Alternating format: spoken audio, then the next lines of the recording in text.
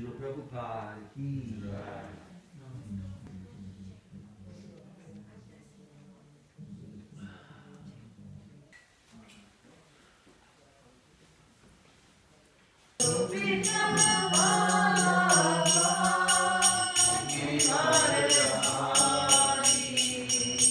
Yasodananda Brajajana Ranjana Yasodananda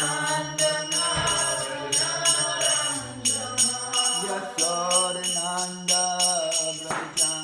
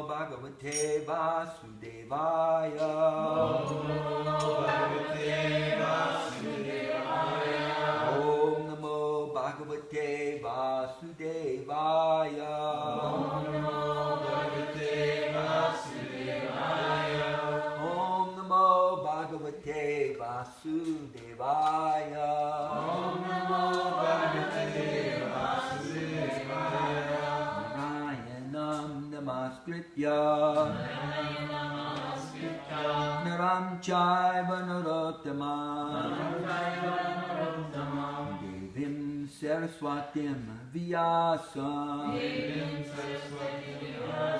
Tato Jayam Mudiraya Nasta Prayeshu Abhadresu Nityam Bhagavatam Sevaya Bhagavati Uttama Sloke Bhakti Bhaivati Naistiki Srimad Bhagavatam, Canto 3, Chapter 4, Vidura approaches Maitreya. Text number 29. Please repeat. Shri Sukavacha Brahma Sapapadesh Sapa padesena. Brahma sapa padesena. Kalena moga vanchita. Kalena moga vanchita.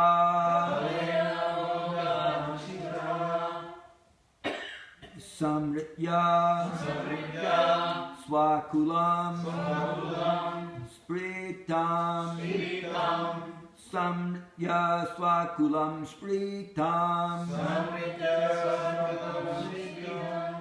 Takshan Deham Achintyayat Takshan Deham Achintayat Sri Sukuvacha Ramasapa Padesena Kalena Mogavanchita Samritya Swakulam Spritam Chaksham Deham Achintayat Shri Sukuvacha Ramasapa Padesena Kalena Mogavanchita Samritya Swakulam Spritam Takshan Deham Achintayat Shri Sukuvacha Ramasapa Padesena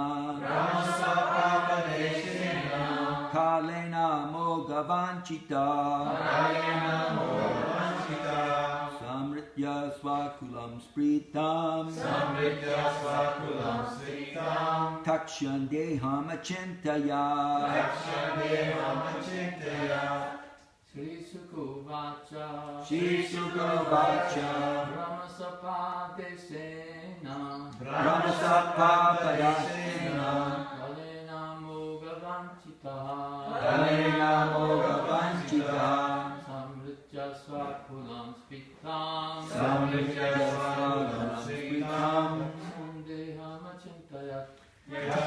Deham Achintayat Shri Sukuvacha Brahmasapa Padeshena Kalena Mogavanchitaha Samhritya Swakulam Spritam Yaksham Deham Achintayat Shri Sukuvacha Ramasapa Padesena Kalena Mogavanchita Samritya Swakulam Spritam Yakshan Deham Achintayat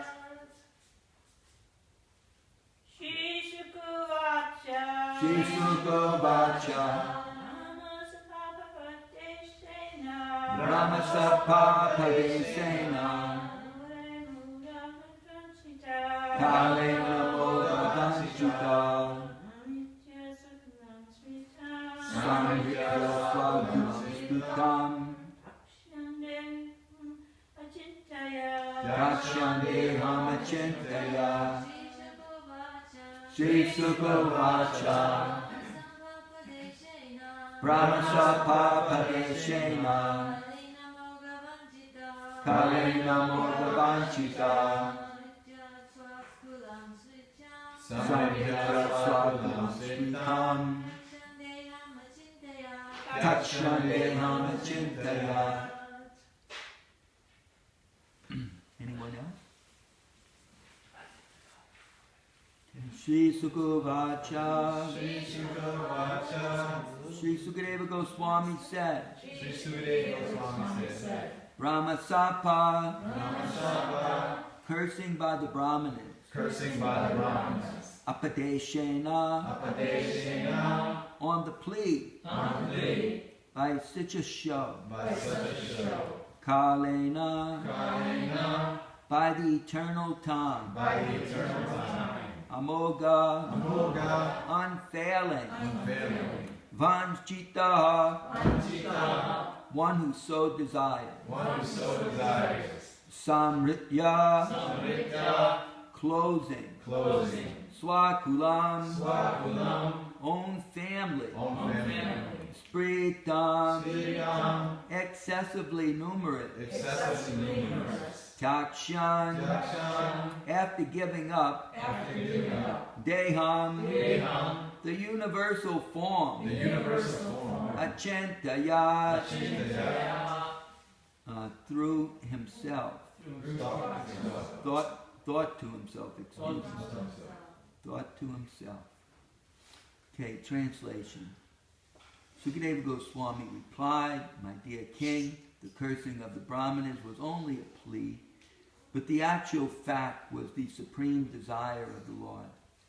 He wanted to disappear from the face of the earth after dispatching his excessively numerous family members. He thought to himself as follows." Please repeat. Sukadeva Goswami replied, "My dear king, my dear king, the cursing of the Brahmanes was only a plea, the cursing of the Brahmanes was only a plea, but the actual fact was the supreme desire of the Lord. but the actual fact was the supreme desire of the Lord. He wanted to disappear from the face of the earth He wanted to disappear from the face of the earth after dispatching his excessively numerous family members. after dispatching his excessively numerous family members. He thought to himself as follows." He thought to himself as follows.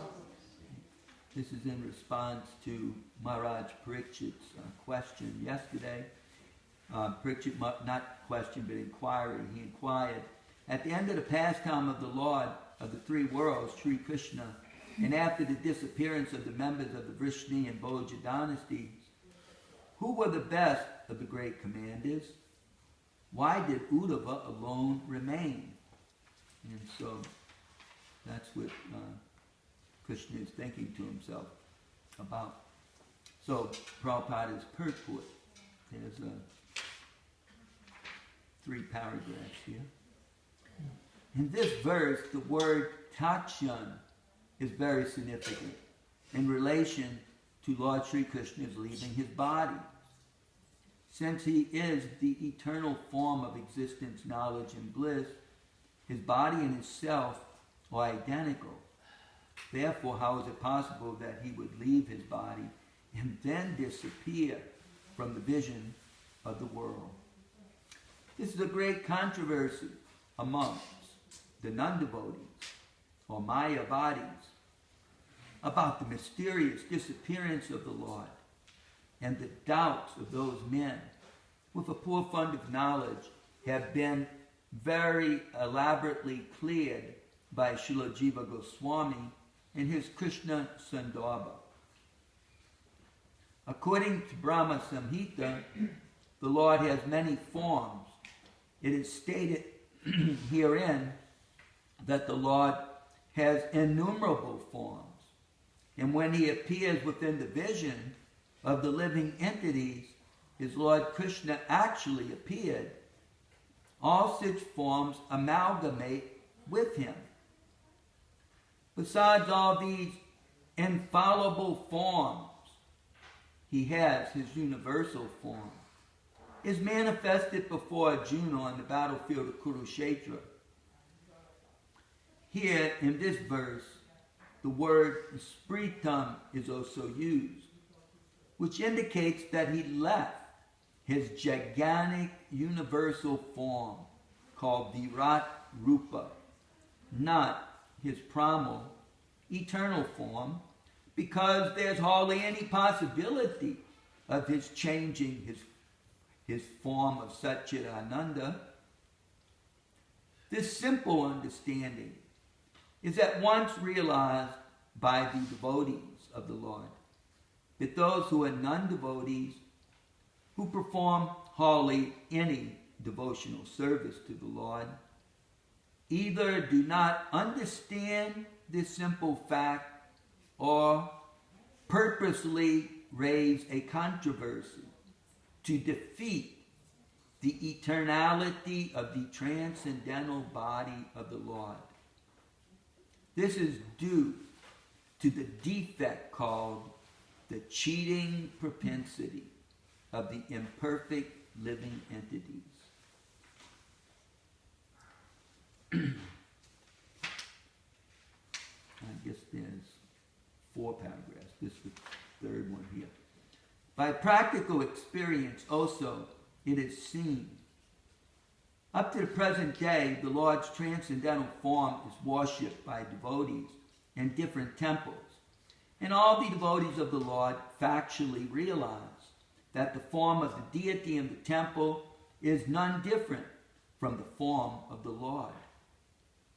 This inconceivable performance of the internal potency of the Lord is described in Bhagavad Gita, chapter 7, verse 25. Naham prakasha sarvasya yogamaya samavritaha. The Lord reserves the right of not being exposed to everyone. In the Padma Purana, it is said, Atashi Krishna namadi na bhavet grayam indriyahi. The name and form of the Lord cannot be perceived by the material senses, but when he appears within the vision of the mundane people, he assumes the form of the Virat Rupa.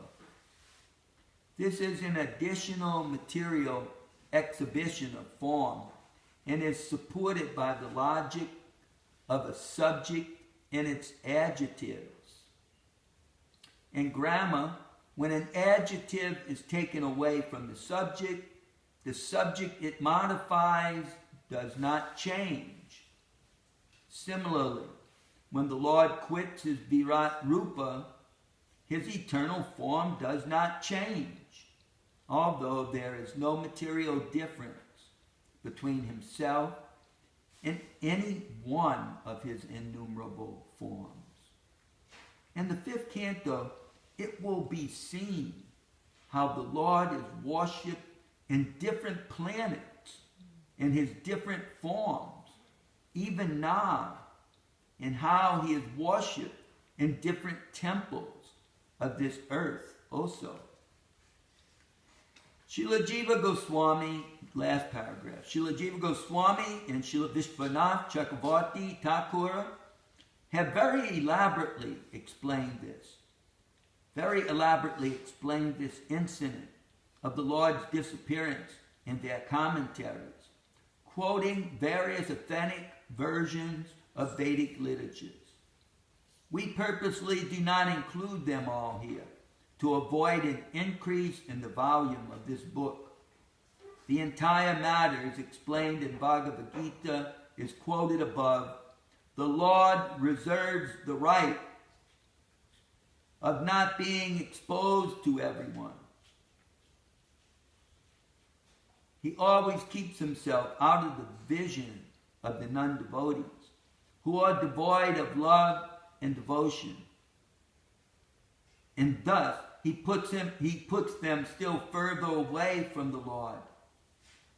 The Lord appeared on the invitation of Brahma, who prayed before the Kshirodakshayi Vishnu. And therefore, when the Lord appeared, all the forms of Vishnu amalgamated with him. And when the mission was fulfilled, all of them disintegrated from him and the usual course. Thus ends the Bhaktivedanta purport to the 29th sloka, 4th chapter, 3rd canto, Srimad Bhagavatam, Vidura approaches Maitreya. Srila Prabhupada ki jai. I offer my respectful and humble obeisances unto the lotus feet of Srila Prabhupada, who is so kindly enlightening us with his divine purports, his torch of knowledge. Mumu Rupa Goswami Prabhupada, who has established within the material world the mission to fulfill the desire of Lord Chaitanya, give us shelter under his lotus feet. Srila Prabhupada Ki Jai. So, a lot of our celebrities and politicians, people like that, prominent people in society, to some extent they like imitate Krishna by thinking that they have the right to reveal themselves to whomever they please. Otherwise, no one can even have a glimpse of them, practically speaking. But they're not Krishna, so they really don't possess that potency. So therefore, everybody can see their faults, and so everybody can make fun of them, and they become affected by the nature of the material world, because they're completely consumed with it. The poor jiva, after all these people are jivatmas, are very powerful, tiny expansions of Krishna. But due to our association with the Lord's material energy, we have come under its control. And so therefore we're possessed of so much passion and ignorance and some mundane goodness. And it forces us to act in various ways. People can't stop themselves. It's impossible because of the power of the Lord's energy. We remain bound. To the extent that Prabhupada uses the example that no one can untie themselves when they're bound, and anyone else that is bound can also not untie you. It requires someone who is not bound. So therefore, Krishna can untie us, but also Krishna's representative. He wanders throughout the world simply untying the very tight knots of the modes of material nature, which bond us all to this mundane vision. So therefore, just like Prabhupada says here, the non-devotees can never see Krishna. They may even be great, powerful transcendentalists or sannyasis, mayavadis, who somehow ever they think that all forms in this world are maya, and that only the formless supreme is absolute. And they actually have the audacity to equate Krishna's form like that. And they have no faith in Krishna's form. So therefore, they're called mayavadis. They just believe in maya. They believe maya is illusion. And the only thing that exists besides that is the Lord's all-pervading Jyoti. That they cannot see beyond that. Like the Isopanishad states, the devotee is asking the Lord to please remove his glaring effulgence so he can see his transcendental form. Now, the Mayavadis, they don't want to see his transcendental form. They don't have any faith in his transcendental form. They see his transcendental form worshipped all over the world, and they see so many devotees worshiping his form, and they just belittle the form of the Lord and the devotee of the Lord. They think the devotees are less intelligent, they're worshiping this form which may have appeared or may not have appeared, but it's just, some of them think it's just stories, some think it's just a manifestation of the mode of goodness and material energy, and it's Krishna's teaching, and Krishna's really teaching that he's all pervading in the form of his Jyoti, and that's the reality, and all this form is actually Maya, illusion. They think like that. And so they can never see Krishna. They're very unfortunate. Only by the power of some devotee, will they actually become enlightened. And Srila Prabhupada gave his blood, sweat, and tears to defeating these Mayavadis as the members of his disciplic succession, our disciplic succession, have done since the time of Lord Chaitanya and even before Lord Chaitanya. But Lord Chaitanya himself was sort of an enigma to these Mayavadis because he possessed everything they wanted. He possessed transcendence, and they could perceive the Jyoti just coming out of his body. So they saw that he was nothing but pure light, practically speaking. Something, they know themselves to be, but they also want to be able to exhibit it, whether it be for mundane pride or fame or whatever. They would like to possess the potency where actually their spiritual self is exhibited even within the material plane. So, they unfortunately don't possess that kind of power. They get arthritis, they get backaches, even performing a meditation, it becomes hard to stand up, it becomes hard to sit down. They get tired of all their dry speculation on this matter. There's really no joy in these so-called spiritual activities. Even Krishna says never to give up austerity and penance and charity. But they get tired of just performing these things, trying to transcend the material realm. But because of a lack of faith in Krishna, who is none different from his transcendental form, Krishna says in his Gita that it is very troublesome. It will take many, many births to try to transcend the Lord's modes of material nature in this way.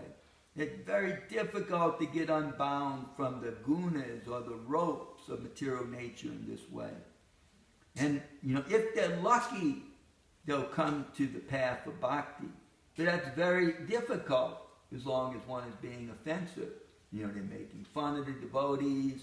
They consider devotees less intelligent. They consider the path for women and children. You always teach the children to worship the deities, sing songs. The ladies show them how to do it. But the men, they sit in meditation and focus upon the Brahman. This is just for the less intelligent to advance. That's how they think. So they're very, very, very unfortunate. It requires the devotees like Lord Chaitanya to enlighten them. Of course, it was easy for Lord Chaitanya. We could say it was easy, but Lord Chaitanya, he met with Mayavadis who were much more powerful than any of the Mayavadis we meet with today.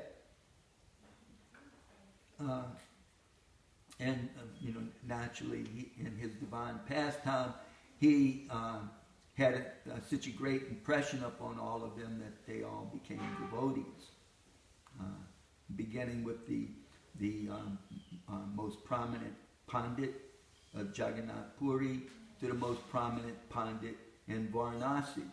They became devotees, and all their followers became devotees.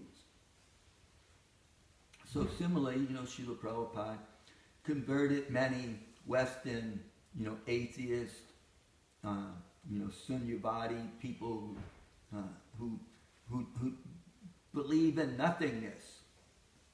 Just like the Buddhists, they think everything comes out of these black holes. We're all indoctrinated in science class. How the universe has come about, not by the personality of Godhead, but by some organic mechanism of material nature. Life somehow ever comes out of matter. Just the opposite, Prabhupada challenged. Life comes from life. Life never comes from matter. Matter doesn't produce life. Matter comes from life. But they can't understand it because Sunyavadi, they have only faith in nothingness. They don't even have faith in the soul. They don't have faith in themselves as something eternal. They have faith in nothingness. What kind of faith is that? It's not a very good faith for the afterlife. That's why they just try to enjoy life in this world. They try to be as peaceful and happy and enjoying the property of God without any acknowledgement of God. As Prabhupada would say, they want the kingdom of God without God. You know, they just want to enjoy God's property. And that's how the whole world is being indoctrinated, practically speaking. You know, people, they sort of, they create a fort, and they all get around the fort, and they create their parochial schools, you know, to try to educate their children in spirituality, because, you know, they don't want them to become faithless atheists. So, by Lord Chaitanya's mercy and Srila Prabhupada's mercy, it's bringing the epitome of theistic knowledge to the religious people of the world, the devotees of the world, and the people in general, the innocent people in general. And Lord Chaitanya, just as Lord Chaitanya defeated all these Mayavadis in debate, you know, Srila Prabhupada himself, his great pastime was debating with these fools and rascals and encouraging his disciples to debate with these fools and rascals, and never wanted us to ever lose in public. Therefore, you know, he was very strategic in the sense that he wouldn't send someone completely incapable, you know, to stand up to some educated, mundane scholar. You know, so therefore, you know, he formed ministries like the Bhaktivedanta Institute of devotees who had scientific education and knowledge of Krishna to preach Krishna consciousness. And he wanted all the devotees to teach Krishna consciousness on the street to the everyday person. He would say things like, you should be willing to stand on a street corner for the rest of your life, simply giving Krishna consciousness.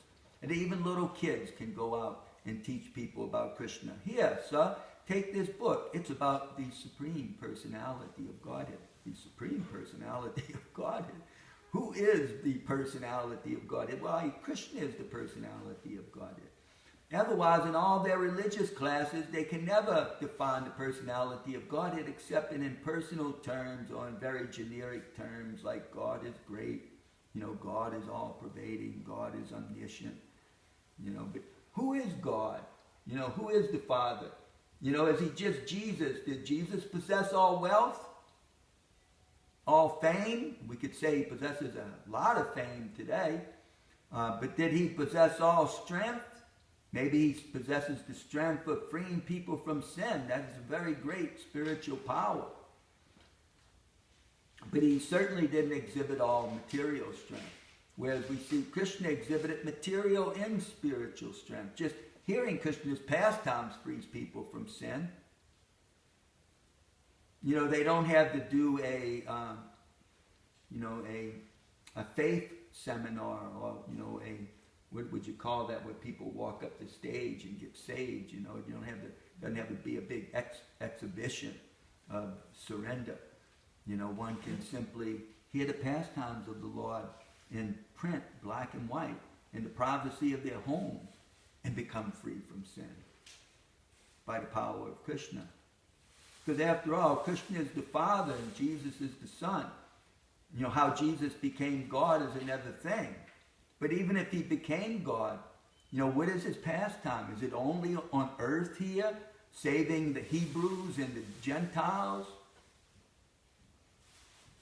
What about Allah? Who is Allah? You can't even draw a picture of him without being considered sacrilegious. Because there's no information about him. Therefore, they don't want anybody to say anything mundane about him. But Krishna, everything is revealed. Everything is revealed. And by the, arrangement of providence, the devotees have the right to, give out this information in many, many Western countries with free or semi-free democracies, and even in other countries, to various degrees, depending on, how much they hinder the work. The government hinders the work, or the people in general hinder the work. The devotees are able to propagate this knowledge all over the world, becoming an instrument for Lord Chaitanya, just as Arjuna was an instrument for Krishna. You know, the devotees can take Prabhupada's books, which are, you know, none different from Krishna. You know, maybe I can say something about Krishna, but after all, I'm just a lowly disciple who's, you know, maybe trying his best. But what sort of influence will that have? But the potency of Prabhupada's book is more than what we can comprehend, because it's none different from Krishna. And when it goes out, you know, we can't have any expectation. We don't know, you know, how the greatness of what will happen, nor do we know if it will just be discarded. But in any case, that was Prabhupada's pastime, you know, to write these books, and for, you know, his disciples to distribute these books. Just as, you know, Ram, his most famous pastime was to free Sita from her kidnapping, you know, with his servants, you know, the monkey soldiers. So similarly, you know, Srila Prabhupada's disciples went out and distributed his books. And it's still the greatest service, along with many other services, like, you know, protecting the cows. No one protects cows in the world, except for, you know, Hindus in India, and maybe a few in other places of the world. But the International Society for Krishna Consciousness certainly speaks a lot about it, and also tries to do that in various places of the world. It is not an easy thing. You can't keep cows in the city. Maybe if you're in India, you can keep some cows, but not in any Western countries can you keep cows in the city. There are laws against that. So it's not easy for the devotees to keep cows. You have to have a little bit of training. You have to really make a great sacrifice to do that. You know, especially if you're milking the cow, it consumes one's life, just like book distribution can consume one's life. Protecting cows can consume one's life.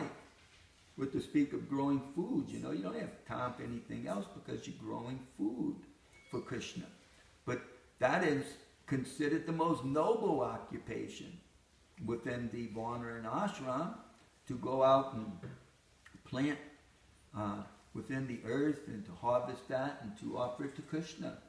It is such a nice way of life that has been completely destroyed, practically speaking, by modern civilization. You know, and everybody's trying to be self-sufficient, but they forgot how to be self-sufficient. They don't know how to depend on Krishna anymore. Krishna says, what's the problem? Just grow something. You know, just take care of a cow. You know, but people can't do that anymore. You know, we take care of cars, and we purchase things. You know, we earn money. You know, dollars that can purchase things in a store that was grown, you know, in mass production with all sorts of chemicals and herbicides and all that. And then we can't be happy or peaceful because our health deteriorates. But the devotees, you know, Prabhupada has, you know, given us this knowledge to open our eyes that, you know, we can live a much simpler and nicer life like Krishna wanted us to live. You know, we don't have to be anything great or anything wonderful. We just have to be a devotee. You know, even if one is trapped in the city, one just has to be a devotee. You know, so you always see devotees trying to offer Krishna the nicest things, organic things, you know, the nicest sugar, not crummy sugar, you know, based upon what we can afford. I mean, that's the way it is in the city. And here, you know, we try to, you know, do our best growing things. We try to take care of the cows. It's not so difficult when one's used to doing it. And this way, you know, the Sankirtan movement progresses because people see there's ever possibilities. You know, we don't have to be, you know, constantly fighting with one another. I mean, nowadays, you know, they're fighting over money. They always fight over wealth, but they really fight a lot over money in the form of various material resources. Whereas previously, the world was such an insane place that they fought over ideology quite often. I mean, they still fight over ideology in politics, you know. You're a socialist or communist, and I'm a capitalist, you know, and they fight over these ideologies. But back at what, in the 1400s, 1500s, 1600s, they fought over religious ideology all the time. You know, there were Protestant wars, and, you know, there were all kinds of wars, you know, just amongst Christians over the various sects, with to speak of the Christians and the Muslims. And the Jews, I mean, they were just scattered all over the world, you know, persecuted like the gypsies.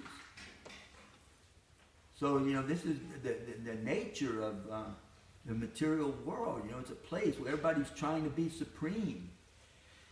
And they'll fight with one another over any little thing. So how in the world can such a place be made peaceful? You know, it's only by the mercy of the spiritual master, who comes, as you know, is described in our Guru Vastikam, comes like a rain cloud, and he just rains on this fire of you know, material consumption, this fire of war, and puts it out.